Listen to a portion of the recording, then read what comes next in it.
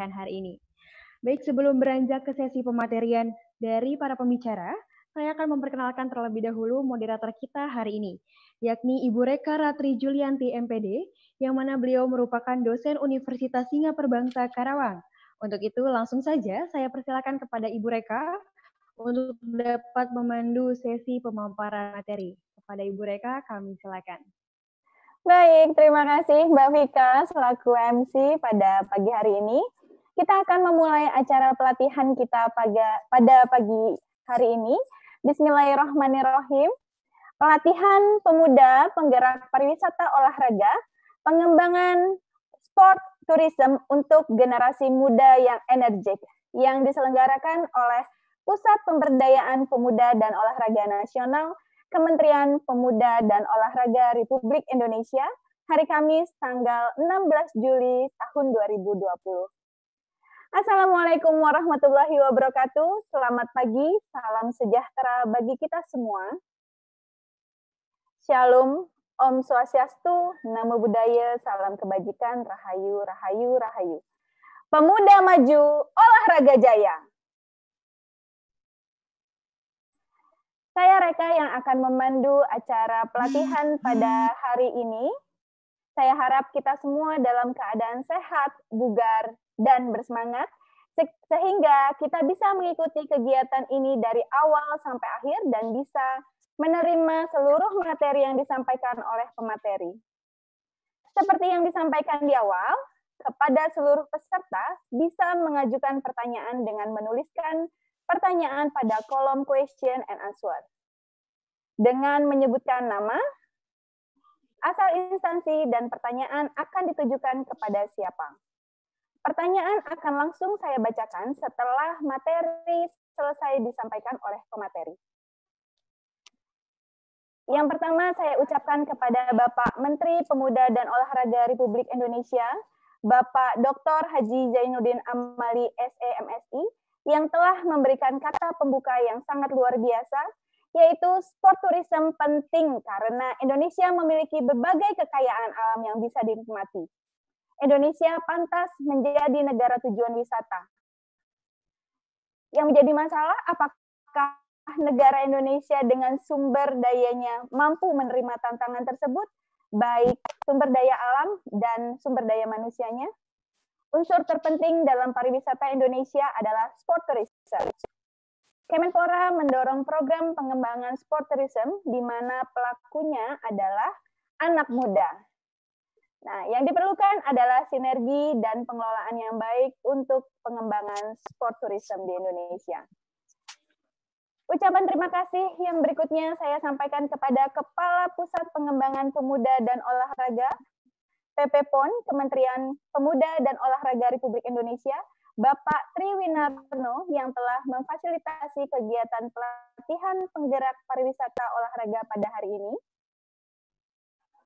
Pada hari ini kita akan membahas tentang sport tourism, di mana olahraga sebagai tujuan kegiatan wisata seperti arung jeram, surfing, hiking, trekking, menyelam, bersepeda, atau running yang sekarang sedang tren. Apalagi potensi alam di Indonesia merupakan modal dasar untuk dikembangkan sebagai olahraga wisata berbasis alam. Wilayah Indonesia yang terdiri dari laut, daratan, dan pegunungan merupakan modal alam yang sangat besar untuk dikembangkan bagi jenis wisata olahraga tentunya. Sebelum kita masuk ke pemaparan materi, saya akan menyapa dulu kepada pemateri kita pada pagi hari ini. Terima kasih kepada seluruh pemateri yang telah menyediakan waktunya bersama-sama dengan kami berdiskusi pada pagi hari ini. Yang pertama, Ketua Komisi 10 DPR Republik Indonesia, Bapak Haji Saiful Huda. Selamat pagi, Bapak. Pagi, Mbak Reka. Pagi. Sehat, Pak? Sehat, sampai ketemu lagi. Ya. Baik, yang berikutnya, Deputi Pemberdayaan Olahraga Kementerian Pemuda dan Olahraga Republik Indonesia, Bapak Dr. Raden Istanta, MPD. Selamat pagi, Bapak Istanta. Selamat pagi. Pagi Pak, sehat Pak? Salam olahraga. Oh, salam olahraga Jaya. Semangat terus ya Pak. Kemudian pemateri ketiga yaitu Ketua Bidang Sport Tourism Formi Nasional dan Ketua Umum Masyarakat Selam Indonesia yaitu Bapak Riki Suraputra. Selamat pagi. Selamat pagi dan salam olahraga. Jaya. Salam dari Labuan Bajo nih Mbak. Oh, lagi di Labuan Bajo, mantap. Aku manggilnya Bang Riki aja.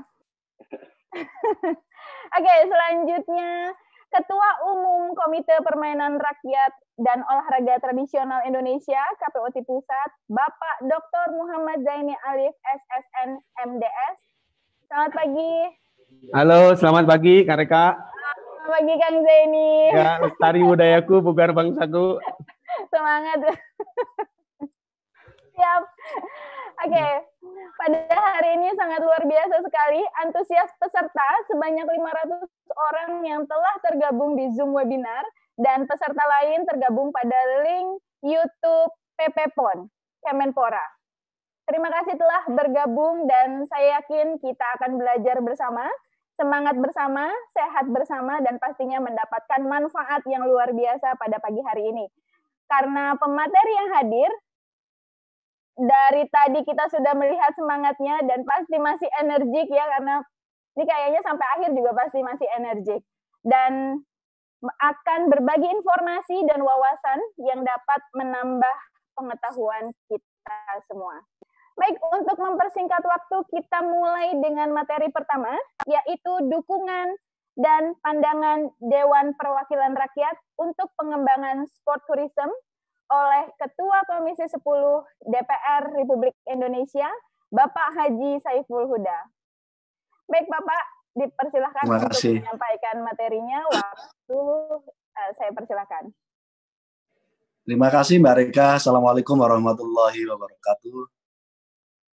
Yang saya hormati senior Pak Menpora, Pak Dr. Zainuddin Amali, sehat selalu, salam sejahtera untuk keluarga Pak. Salam olahraga. Jaya. Yang saya hormati Pak Isnanta. Terima kasih Pak Isnanta sudah mengundang pada kesempatan yang baik ini. Yang saya hormati Pak Tri Winarno, Kepala PPPON. Terima kasih sehat selalu Pak. Saiful. Terima kasih. Yang saya hormati Mas Riki, selaku Ketua Umum Olahraga Selam, yang kebetulan lagi di Labuan Bajo, salah satu destinasi super prioritas ini Pak Menteri, yang harus kita dorong secepatnya. Iya Pak, betul Pak. Selamat pagi Pak Saiful. Pagi. Semoga Labuan Bajo dapat dukungan penuh. Siap, makasih Mas Riki. Terakhir, ini Kang Zeni. Terima kasih Kang Zeni, selaku Ketua Umum KPOT. Sama-sama Pak. Yang saya mau promosi di Pak Menteri nih, Pak Menteri. Kang Zeni ini satu kampung sama saya Pak di Bandung Pak. Pokoknya saya mau maksa Pak Menteri, kalau ke Bandung harus datang ke tempat beliau. Di tempat beliau ini namanya Komunitas Hong. Mengembangkan hampir 3.000 olahraga tradisional. 3.000 Pak. 3.000 olahraga tradisional. Karena itu sampai beliau punya gelar doktor itu. Karena ngumpulin permainan dan olahraga tradisional di seluruh Indonesia. Tahu-taunya ketemu 3.000 Pak Menteri. Siap. Ditunggu di Bandung Pak Menteri. Siap. Kita berharap beliau nanti bisa datang ke sana, saya akan temani langsung. Kita bermain permainan olahraga tradisional di Komunitas Hong di Bandung. Siap. Bapak Ibu sekalian yang saya hormati, saya banggakan, Pak Menteri yang saya hormati, ada 5 hal concern, mungkin catatan kecil dari saya Pak Menteri yang ingin saya sampaikan pada kesempatan yang baik ini. Yang pertama ada cerita yang menurut saya ini bisa menginspirasi kita semuanya. Tepatnya di negara Korea Selatan. Pada tahun 1986, Korea Selatan menjadi tuan rumah Asian Games. 2 tahun berikutnya, 1988 menjadi panitia Olimpik. Jadi hanya selisih 2 tahun menjadi panitia Olimpik. Semua resource dikeluarkan maksimal oleh pemerintah Korea Selatan waktu itu, dan sekarang venue-nya bisa kita nikmati kalau kita datang ke sana. Ada banyak spot park yang sekarang jadi ikon di Korea Selatan. Berbasis pengalaman itu, lalu jadilah Korea Selatan hari ini sebagai role model negara yang bisa mengemas industri kreatif yang sebenarnya dulu diawali dari industri olahraganya, 1988. Nah, saya membayangkan terlepas dari Pak Menteri ngomong soal olahraga prestasi, memang mau tidak mau Pak Menteri, kita harus mengawinkan olahraga prestasi ini atau olahraga yang lain dengan apa yang menjadi tema kita pada pagi hari ini, yaitu mengawinkan dengan pariwisata atau wisata. Ini bisa menjadi opsi terbaik kita di masa-masa yang akan datang menyangkut soal ini. Saya sudah berdiskusi panjang dengan Mas Tama, Pak Menteri, Mas Wisnu Tama. Termasuk Mas Wisnu Tama meyakini bahwa destinasi-destinasi yang ada di Indonesia yang paling tidak ada 5 prioritas, ada 10 prioritas, dan 5 super prioritas itu hanya akan bisa cepat mendatangkan turis, bisa cepat beradaptasi dengan perkembangan pertumbuhan dunia wisata kalau di semua destinasi itu diselenggarakan sport tourism. Itu sudah keputusan kesimpulan final, Pak Menteri. Jadi kalau masih mengandalkan pertunjukan ini akan makin berat. Karena itu MotoGP yang akan digelar di NTB itu menjadi salah satu cara kita untuk bagaimana supaya ini bisa didorong di destinasi di tempat lain. Jadi ini catatan saya yang pertama, Pak Menteri, Pak Isnanda, beserta seluruh kawan-kawan sekalian, Mas Riki, Pak Tri, dan Mas Kang Zeni. Yang kedua, Bapak Ibu sekalian yang saya hormati, terkait dengan isu sport tourism ini, saya ingin menggarisbawahi soal mau tidak mau dengan serba keterbatasan yang anggaran yang dimiliki oleh Kemenpora, kita berharap event Piala Dunia U20 dan 2032 kita akan menjadi tuan rumah Olimpik itu kita maksimalkan, Pak Menteri, di kota-kota tempat akan diselenggarakannya sebagai tuan rumah U20, mulai dari sekarang kita ajak anak-anak muda di sana menjadi relawan. Menjadi relawan, kita didik terus-menerus, dan melalui mereka kita akan kampanyekan U20, Piala U20 ini supaya terus menjadi selera publik sampai pada setahun yang akan datang, khusus untuk Olimpik, supaya menjadi selera publik 12 tahun yang akan datang. Jadi karena itu saya membayangkan misalnya nanti di Labuan Bajo, Mas Riki, mulai hari ini semua YouTuber diundang oleh Kemenpora, oleh Pak Menteri, YouTuber yang followernya tinggi-tinggi itu, Pak, diminta komitmennya terlibat untuk mengkampanyekan persiapan Piala Dunia U20. Akan cepat bayangan saya, Pak. Kira-kira modalnya dikit lah. Tinggal Pak Menteri keluarkan saku dikit lah kira-kira ini. Para YouTuber fansnya yang luar biasa itu. Gitu. Karena kalau saya setuju Pak Menteri, kalau mengandalkan resource pemerintah pasti sangat terbatas. Terlebih-lebih kalau siklusnya menunggu anggaran Pak Sinanta, nanti nggak jadi-jadi kampanye. Jadi bayangan saya ini beyond urusan siklus anggaran, beyond urusan administrasi pemerintahan. Jadi Pak Menteri nanti mengundang para YouTuber itu, para selebgram itu, saya kira akan cepat booming, Pak. Akan cepat booming. Karena memang sedang begini dunianya gitu. Jadi U20 yang Pak Menteri kemarin baru didapuk sebagai ketua panitianya, memang inilah Indonesia Pak Menteri gitu. Eventnya tinggal setahun, ditunjuk baru kemarin. Semestinya kan bayangan saya itu ya udah 5 tahun yang lalu gitu.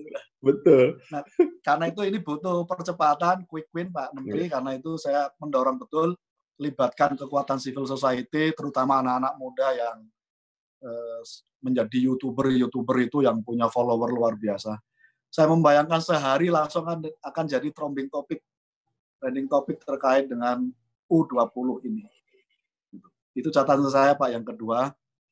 Catatan saya yang ketiga, sport tourism itu bagian dari pelibatan partisipasi publik terhadap olahraga. Saya meyakini ketika terjadi partisipasi publik besar terhadap olahraga, kita akan memudahkan untuk terjadinya seleksi atlet di situ, terjadinya kompetisi secara tidak langsung di situ, dan hampir pasti akan melahirkan para atlet yang bagus gitu. Jadi karena itu sebelum saya membayangkan Pak Menteri, sebelum tahapan ngomongin soal atletnya, ada tahapan bagaimana menciptakan ekosistem partisipasi masyarakatnya, industri pariwisata olahraganya, melalui penciptaan sebanyak-banyaknya I.O. pariwisata olahraga, sport tourism. Gitu.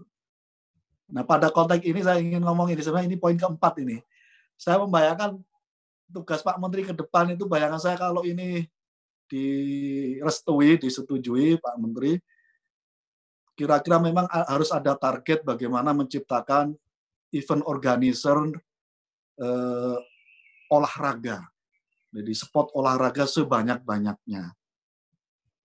Dengan cara ini saya kira akan cepat kita bisa melaksanakan sport tourism di berbagai tempat. Gitu. Nah, saya beberapa kali ketemu dengan IO penyelenggara sebagai bagian dari industri wisata olahraga, Pak.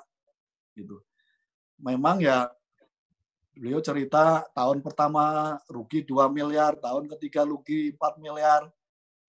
Dan alhamdulillah ada yang tahun kelima untung 5 miliar, Pak. Gitu. Nah, itu kan ini pengalaman menarik menurut saya, IO yang berani mengambil risk yang tinggi, tapi akhirnya toh dia untung pada tahun kelima ketika concern di industri olahraga ini. Nah, kalau ini dikembangkan dengan baik, saya kira luar biasa, akan bisa menciptakan fase yang tengah ini, Pak. Fase setelah partisipasi publik terhadap olahraga, fase adanya ekosistem industri yang hebat, gitu, dan baru nanti fase yang ketiga masuk pada fase olahraga prestasi. Kalau ini bisa dilakukan, saya kira luar biasa, dan cita-cita kita ada percepatan prestasi olahraga kita dengan adanya partisipasi masyarakat, IO yang concern di sport tourism ini jalan, ini akan bisa terlaksana dengan baik. Kemudian yang terakhir, Pak Menteri, yang ingin saya sampaikan pada kesempatan yang baik ini, saya mengistilahkan sudah waktunya mengawinkan antara dunia olahraga dengan dunia pariwisata. Apapun namanya, kami atas nama komisi akan mensupport penuh gagasan program yang sifatnya mengawinkan dunia olahraga dengan dunia pariwisata. Dan Mas Menteri Tama sudah oke.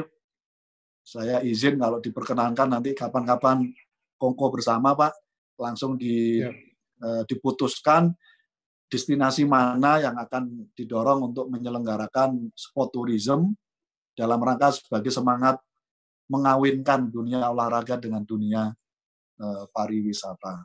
Saya meyakini kalau ini bisa jalan, partisipasi publik banyak, tidak maksimalnya anggaran di Kemendikbud bisa diatasi. Yang terakhir, Pak Menteri, ini tentu menjadi catatan bersama, dan ini supaya publik dan para audiens yang hadir pada kesempatan yang baik ini supaya tahu dan mengerti betul juga. Sebagai fungsi kami di legislatif, kami terus mendorong supaya Kemenpora mendapatkan alokasi anggaran yang kalau tidak sempurna mendekati sempurna bagi pengembangan dunia olahraga, terutama pada tema olahraga wisata ini. Ini menjadi catatan penting kami karena dibanding dengan negara-negara di Asia saja, Indonesia ini anggaran untuk olahraganya paling kecil. Dari 2.500 triliun sekian, Pak Menteri ini hanya dapat alokasi 1,7. Itu artinya hanya 0,03%. Ini tolong diingat ini. Jadi 0,03%. Jadi sekali lagi, kalau dunia olahraga di kita belum maksimal, ya ikutan masalahnya karena salah satunya memang belum proporsional menyangkut soal anggarannya, budgetnya. Kalau kita lihat di China, dari porsi anggaran APBN-nya mereka, porsi olahraga sudah mencapai 3,7%. Jadi sudah tinggi. Malaysia walaupun negaranya kecil gitu, sudah lumayan, porsinya 2,2%. Gitu. Nah kita ini 0,03, jadi ingat ya, 0,03. Masih dibagi dengan pemuda lagi. Nah ya betul, betul Pak, itu lupa saya, betul. Nah kalau dibuka lagi ya minus lah berarti. Minus. Jadi sekali lagi ini tidak ideal. Gitu. Karena itu transisi ini harus diisi dengan cara melibatkan publik. Nah, caranya saya kira harus kreatif, dan salah satu kreatif itu yang melibatkan anak-anak muda tadi, Pak, yang saya kira bisa kita endorse, dan saya yakin itu pasti cepat terjadi mobilisasi dan partisipasi masyarakat di kita. Paling tidak kita coba untuk Piala Dunia U20 ini, Pak. Siap. Demikian Bapak Ibu sekalian yang bisa saya sampaikan. Terima kasih. Sekali lagi yang terakhir, pokoknya kalau ke Bandung saya ajak ke komunitas Hong, Pak. Ke Kang Zeni nanti. Siap. Terima kasih. Mohon maaf. Assalamualaikum warahmatullahi wabarakatuh. Waalaikumsalam warahmatullahi wabarakatuh. Terima kasih Pak Saiful Huda. Ini langsung ya Pak. Ini ada pertanyaan nih Pak. Dari